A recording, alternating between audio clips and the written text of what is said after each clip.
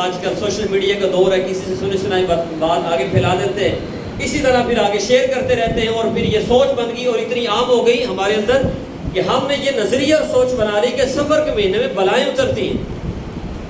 تو ایسا کچھ نہیں ہے۔ اس کی اصل کیا ہے؟ یعنی یہ بات جو ہمارے ہاں عام ہو گئی، یہ شروع کہاں سے ہوئی؟ یہ سوچ بنی کہاں سے کہ یہ سفر کے مہینے میں بلائیں اترتی ہیں، یہ بڑا منحوس مہینہ ہے، معاذ اللہ یہ بڑا وزنی بھاری مہینہ ہے، اس میں نکاح نہیں کرنا، اس میں سفر نہیں کرنا، اس میں مکان نہیں خریدنا، اس میں کوئی نیا کاروبار نہیں کرنا۔ یہ سوچ شروع کہاں سے ہوئی ہے؟ یہ سوچ سرکار دو عالم صلی اللہ علیہ وآلہ وسلم کی تشریف آوری سے پہلے کی ہے۔ زمانہ جاہلیت میں جو عرب کے لوگ تھے، جاہل لوگ تھے، ان کی سوچ یہ تھی کہ 3 مہینے ذوالقعدہ، ذوالحجہ اور محرم الحرام، یہ 3 جو مسلسل مہینے ہیں، ان 3 مہینوں میں یہ اپنے گھروں سے نہیں نکلتے تھے۔ ان 3 مہینوں میں یہ چوری نہیں کرتے، ڈکیتی نہیں کرتے، کسی کا قتل نہیں کرتے، کوئی غلط کام نہیں کرتے، کسی پہ ظلم نہیں کرتے۔ جیسے سفر کا مہینہ آتا، چوتھا مہینہ آتا، تو یہ لوگ گھروں سے نکلتے اور پھیل جاتے، پھر یہ مسافروں کو لوٹتے، قتل و غارت گری کرتے، بہت ظلم کرتے۔ تو یہ وہاں سے یہ بات شروع ہوئی، اور اسی سے عرب میں ایک مقولہ بولا جاتا ہے سفر المکان، یعنی مکان خالی ہو گئے۔ جب یہ لوگ گھر سے نکلتے تو سارے کے سارے، یعنی ان کی بیویاں، بچے، عورتیں، بوڑھے جوان، سارے گھروں سے نکلتے، اور اس وجہ سے نکلتے کہ باہر جا کر ہم لوٹ مار کریں گے، قتل و غارت گری کریں گے، اور بہت سارا سامان لے کر گھروں میں آئیں گے، تو گھر ان کے خالی ہو جاتے ہیں۔ اسی سے کلام عرب میں یہ کہا جانے لگا سفر المکان، سفر کا معنی ہے خالی ہو جانا۔ اب یہ اسی طرح یہ ان لوگوں کا سلسلہ چلا آ رہا تھا، رحمت دو عالم صلی اللہ علیہ وسلم کی تشریف آوری سے قبل کی باتیں ہیں، یہ کتنے سالہ سال یہ اسی طریقے سے یہ رواج تھا، ان کا سفر کے مہینے میں نکلتے اور چوریاں کرتے، ڈکیتیاں کرتے۔ اب شیطان نے وسوسہ ڈالا، وقت جب اس طرح گزرا نا، بڑے سال اسی طرح گزر گئے، تو پھر دل میں یہ بات آ گئی کہ یہ مہینہ بڑا منحوس ہے، اس مہینے میں بڑے قتل ہوتے ہیں، اس مہینے میں بڑی چوریاں ہوتی ہیں، ڈکیتیاں ہوتی ہیں۔ تو اس طرح ان لوگوں کی سوچ یہ بن گئی کہ یہ مہینہ ہے ہی بڑا منحوس، اس میں بلائیں اترتی ہیں۔ یعنی ان لوگوں نے جو بنیادی وجہ تھی اس پر غور نہیں کیا کہ آخر اس کی وجہ کیا ہے۔ بنیادی وجہ تو یہ خود بن رہے تھے، یہ خود ہی قتل کر رہے تھے، خود ہی چوریاں کر رہے تھے، لیکن ان کی سوچ یہ بن گئی کہ اس مہینے میں چوریاں ہوتی ہیں، ڈکیتیاں ہوتی ہیں، قتل و غارت گری ہوتی ہے، لہذا یہ مہینہ بڑا ہی منحوس ہے اور اس میں بلائیں اترتی ہے۔ یہ اس دور کی بات ہے، اس زمانے کی بات ہے، اور وہی سوچ آج ہمارے ہاں بھی پائی جا رہی ہے۔ اور جب رسول اللہ صلی اللہ علیہ وآلہ وسلم کی جلوہ گری ہوئی، حضور نے دیکھا کہ ان کی سوچ یہ بنی ہے سفر کے مہینے میں، تو بخاری شریف کی حدیث پاک ہے، پیارے آقا صلی اللہ علیہ وآلہ وسلم نے اس کی کیسی نفی فرمائی۔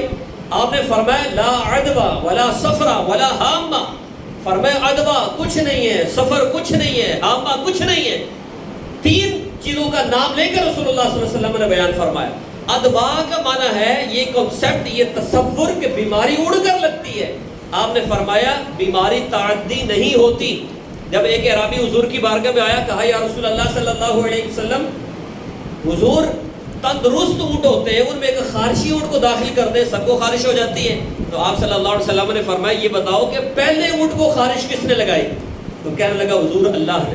تو آپ نے فرمایا اسی طرح باقی اونٹوں کو بھی خارش اللہ نے لگائی۔ یعنی یہ جو کنسیپٹ ہے کہ اڑ کر بیماری لگتی ہے، ایک بیمار ہے اس سے اٹھ کر مجھے بیماری لگی، مجھ سے آپ کو لگی، آپ سے اس کو لگی، رسول اللہ صلی اللہ علیہ وسلم نے فرمایا ایسا کچھ نہیں ہے، بیماری تعدی نہیں ہوتی۔ لا عدوہ، عدوہ کچھ نہیں ہے، بیماری جس کو لگی ہے وہ اللہ کے حکم سے لگی، اگر اللہ نہ چاہے تو کسی کو کوئی بیماری نہیں لگ سکتی۔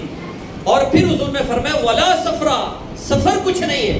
یہ جو ان کی سوچ ہے زمانہ جاہلیت میں کہ اس میں بلائیں اترتی ہیں، یہ بڑا منحوس مہینہ ہے، اس میں سفر نہیں کرنا، اس میں نکاح نہیں کرنا، آپ نے فرمایا ولا سفرا، سفر میں ایسا کچھ نہیں ہے۔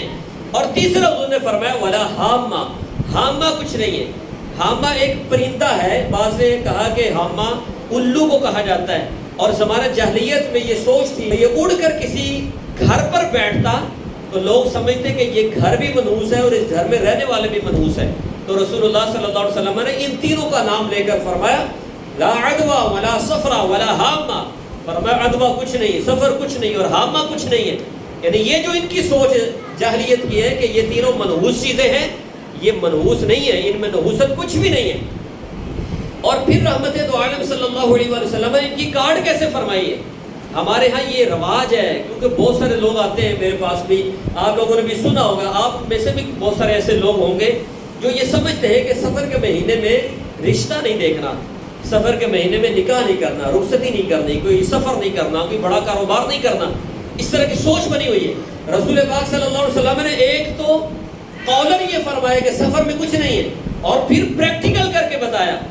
پہلی ہجری مدینہ پاک میں جب حضور صلی اللہ علیہ وسلم نے ہجرت فرمائی، پہلی ہجری تھی، حضرت سیدنا مولا کائنات مولا علی مرتضیٰ، علی المرتضیٰ شیر خدا کرم اللہ تعالی وجہہ الکریم، آپ کا نکاح حضرت فاطمۃ الزہرا رضی اللہ تعالی عنہا سے حضور نے کروایا، تو وہ سفر کا مہینہ تھا۔ سبحان اللہ۔ پریکٹیکل کر کے حضور نے بتا دیا کہ سفر میں کچھ نہیں ہے۔ تو یہ جو سوچ ہمارے اندر پیدا ہو گئی ہے کہ نکاح نہیں کرنا، سفر کے مہینے میں رشتہ نہیں دیکھنے جانا، رخصتی نہیں کرنی، آپ صلی اللہ علیہ وسلم نے تو پریکٹیکل اس سے کر کے دکھا دیا۔ اس سے یہ ثابت ہو گیا کہ اس مہینے میں اگر کوئی نکاح کرے یا کروائے کوئی نحوست نہیں ہے۔ یہ ہمارے اندر بات پھیل گئی ہے کہ یہ نحوست ہے، در حقیقت اس میں کوئی نحوست نہیں ہے، بلکہ میں تو یہ کہتا ہوں کہ رسول پاک صلی اللہ علیہ وسلم کی اس سنت کو ادا کرتے ہوئے ہمیں چاہیے کہ ہم اپنے بچوں کی نکاح اس مہینے میں کروائیں، کیونکہ یہ اس لحاظ سے برکت والا مہینہ ہے کہ اس میں حضور نے اپنی بیٹی کا نکاح کرایا ہے۔ تو لہذا اس سنت پر بھی عمل ہو جائے، اور وہ جو نحوست کا کنسپٹ ذہن میں بیٹھ گیا ہے اس کی بھی کاٹ ہو جائے۔